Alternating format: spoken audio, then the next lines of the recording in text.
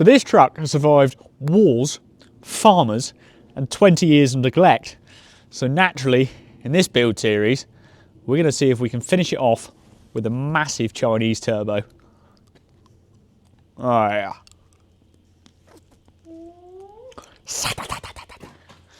Right, so before we dig into the nuts and bolts of the truck itself, what I thought we'd have a look at is some of the parts we've got here.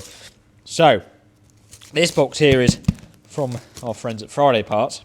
Now they've sent us a little package which should hopefully make our engine somewhat less disappointing. So, in here we have, if we can see, a girt big turbine. So this is what looks very similar to a Holset HX35, but this is actually a Turbone HX35. Now, this is a big Holset turbo jobby,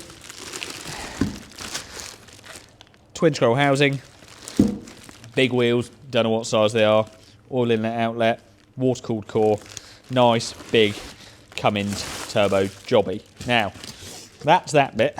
We'll dig more into that later. But for now, we've got a box here to look at. Now, this one's from Speeding Parts. Now, they've been kind enough to offer us a little bit of a discount on some parts. So, this is all the stuff to bring the engine itself up to the modern age. Now, we won't go into too much detail for this now. We'll go into what each part does as we walk around the truck. But in here, basically, we've got all the things to control this turbo, to control our fuel injection, and to control our spark and ignition.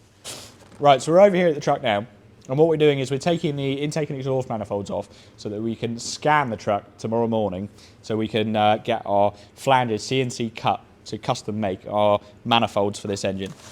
Because, funnily enough, there's not many Meadows turbo kits available. Which is strange. But what we have here is our ECU. So this is the computer that's going to control our electronic fuel injection and an electronic ignition. Now, what we need for this ECU is a number of sensors, because the ECU needs to know how fast the engine's spinning, where it is in its cycle, and how much air is going into it.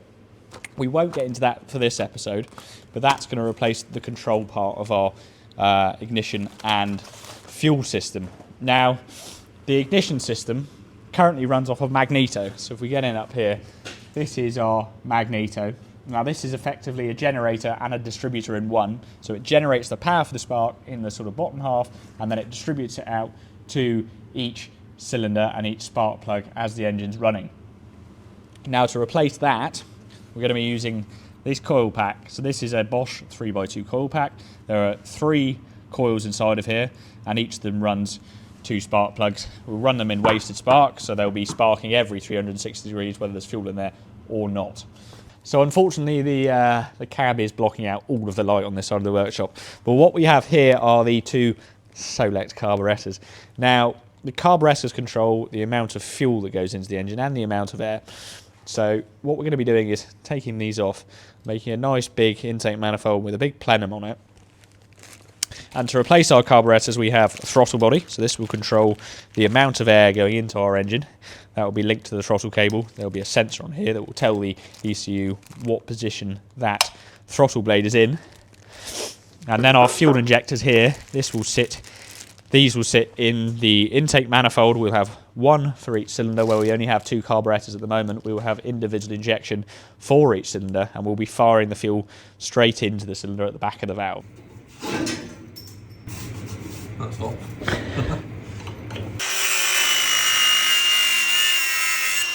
The business end of the Meadows petrol. Look just how much petrol is inside of that carb. Damp. Wet in his officer's pocket in there, chap. Oh, no. Bloody hell. It's sweaty, actually. We haven't tried to start it, haven't we? We have, yeah. But only one's sweaty, which is interesting. Well, maybe it's a fuel issue, not magneto perfect. Solex carburetors.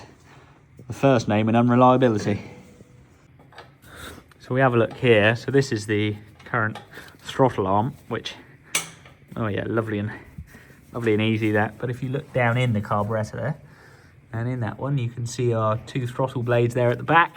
So that's what our big throttle body I showed you earlier is replacing. So instead of having 2 little ones, we'll have one very big one, and that controls the amount of air essentially flowing through the carburettor, which then helps to determine how much fuel is picked up, mixed into the engine, and in the case of this exact engine, not ignited.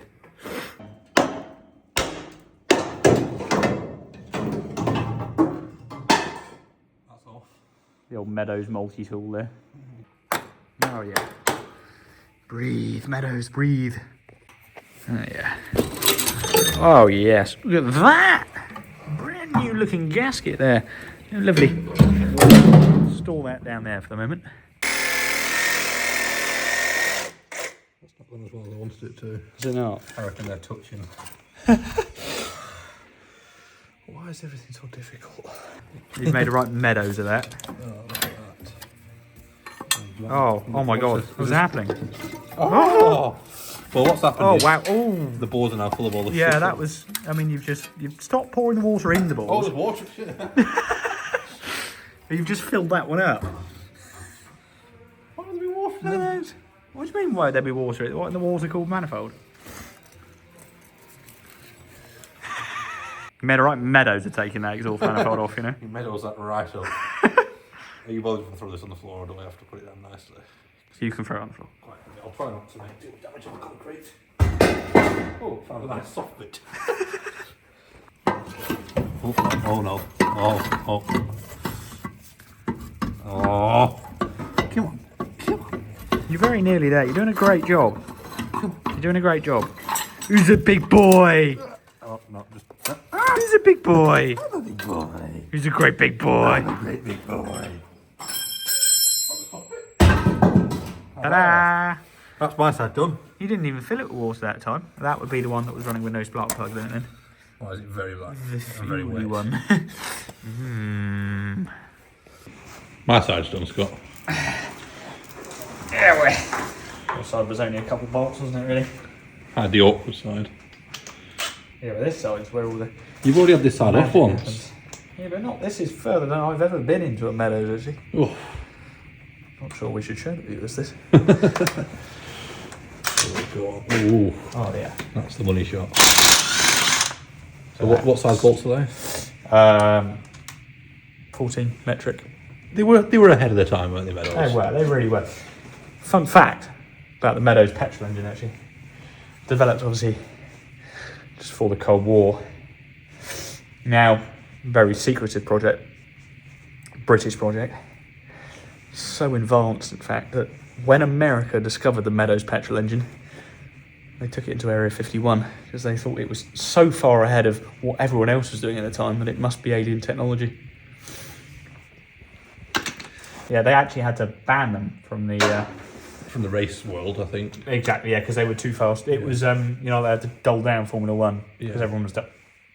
That's why the GT40 was as 40, because I think if you measure this engine, it's 40 inches tall. Exactly. And that's what the GT40 was designed for. Yeah. And Le Mans went, no, I think it was Ferrari more than anyone. Enzo Ferrari himself said, that's just not fair. Yeah, Come on, yeah, let's make it sporting.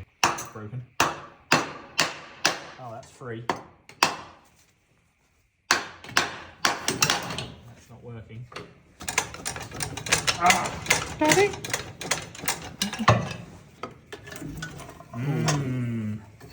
Who's a big boy? Who's a big...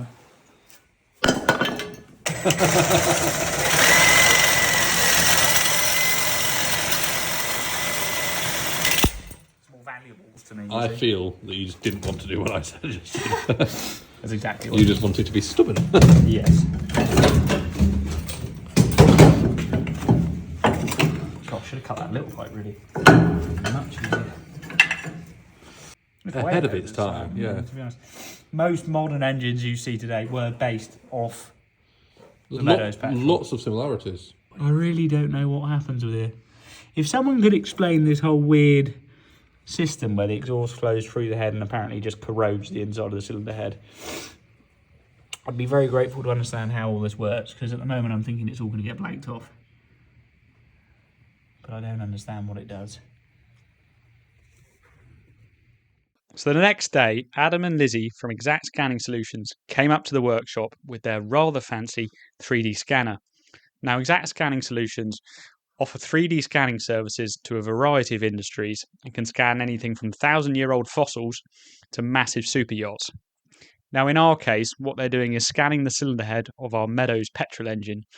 This allows us to then input that scan data into 3D design software so that we can then reverse engineer and design a exhaust manifold and intake manifold without having to physically measure anything.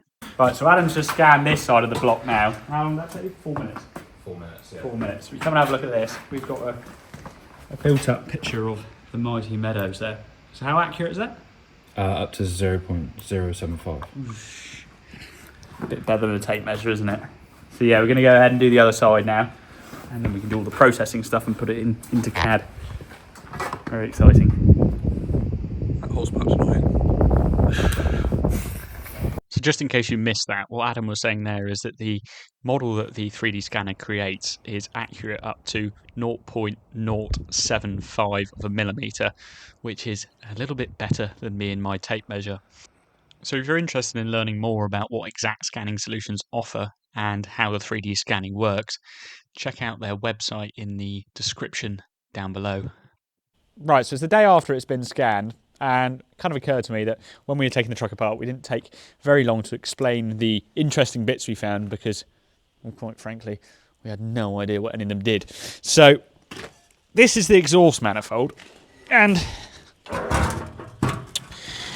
you would have seen when Peter took this off and filled our exhaust ports up with water that this has a water jacket around the outside of it. And I am assuming that the reason for that is to keep this exhaust manifold cool, because these trucks obviously were built to tow a lot of weight. They aren't the most powerful things. So when you're towing a big weight uphill at very low speed, you don't get a lot there moving across the engine like you don't in a boat where they also have water-cooled manifolds. So things like this can get extremely hot, leading to all sorts of cracking and fires and a lot of heat in the cab as well, I can imagine. So I'm guessing, unless anyone tells me otherwise, that's just to stop the manifold getting too hot. But also we found something quite interesting on the intake side of the head. So we found these exhaust ports here. So you can see all these 4 ports are covered in soot. Now, interestingly as well, you can see these are 2 very distinctive separate heads. So the engine's sort of, the top of the engine split into 2 parts. But the intake manifold here, as you can see, has exhaust flowing through it. And these pipes here lead back, or this one leads into this one, and then this one leads into the downpipe on the exhaust on the other side. Now, what we were trying to work out is which way the flow goes. And thankfully, to some of the very helpful people on the Scammell Explorer Facebook group, they've suggested that the idea is for the exhaust to flow through the intake manifold, warm up the intake manifold, because when you're dumping fuel in and it's evaporating, you can get sort of icing because it sucks all the heat out of everything. Now, on a lot of, I say modern stuff, more modern than this, you'd see coolant flowing through the intake manifold on carb stuff, but this is obviously the way Meadows decided to do it, was with exhaust. So what we'll do now is Peter's going to do you a lovely demonstration to show you where those ports go, because we thought initially that they might be some sort of weird EGR system, but Peter with his dowsing rod here, straight in now. Straight in. Oh yeah. Now if we watch that going in there, you'll see it appearing on this side. So that port there is literally just another exhaust port, basically. Oh yeah, that's very, very pretty. That's a wonderful demonstration there, Peter. Very nicely done. But yeah, exhaust would flow out of there. I don't know why these 2 are different as well. That's also confusing to me. But what we're going to do with those is block them off, because I see no need for them, as we will be having a totally different intake manifold and no carburetors. So our fuel is going to be sprayed almost directly onto the back of the intake valve, which means we won't have any issues with icing or stuff like that in the intake manifold. Right, so you join me here now in my office at my computer. What we're going to be doing today is we're going to go through designing the exhaust manifold for the engine.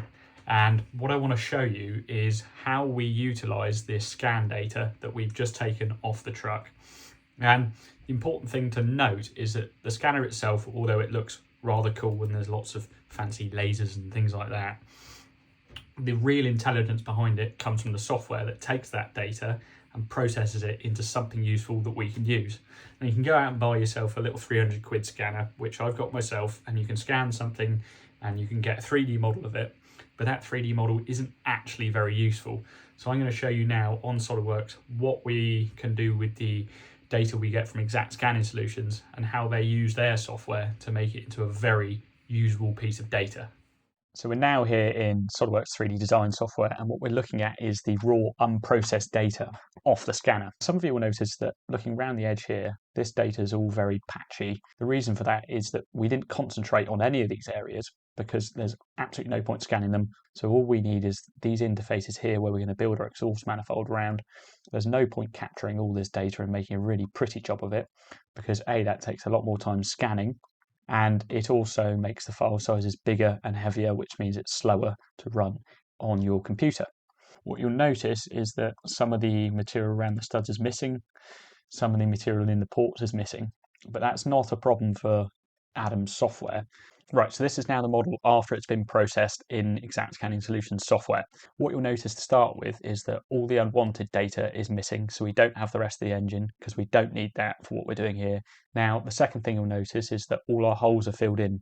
So it uses an algorithm to predict where the next piece of material would be where there's a hole and fill it all in. So our ports are filled in, our studs are filled in.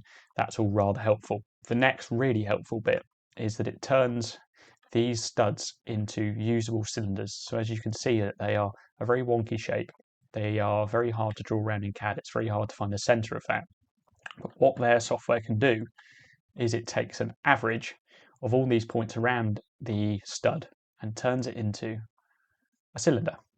You've then got a center you can pick from. You've then got a diameter. Now what I've done is I've taken this model here and used it to design this little piece here. So this is going to be our beginning of our exhaust manifold. So what we'll have is 6 of these along each exhaust port, and these will then form the basis of our stainless steel turbo manifold. Right, so I've got a cunning plan of how we're going to manufacture these parts. That will all become clear in the next video. But what I thought we'd do is before we go ahead and order these out of stainless steel, we'd go ahead and make a plastic version with our 3D printer over here, and this will allow us to check any fitment before we order any expensive parts.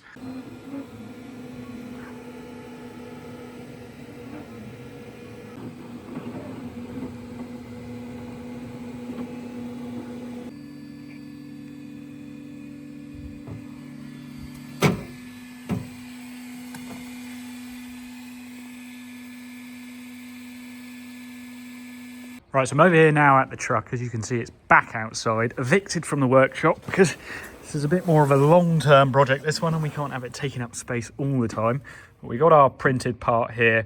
Now, one thing I thought I'd mention is that you can make this by having a laser cut flange, and then you can sort of crush pipe down to try and make this oval. It's all rather nasty. There's lots of welded area that has the potential for cracking, and the flow of exhaust is never as good, and it looks rubbish, and it takes quite a lot of time to make. So that's what these little bits are for. But if we have a look now, see, put that on, that fits bloody beautifully. You can't really see down in there, but obviously the port is below that. What we could do actually is have a look at one of the gaskets here to check our port fitment. So what I might do is adjust the shape of our printed part here to match the gasket a bit better. But if we look at that, that is pretty bloody good. Lovely. So that's that.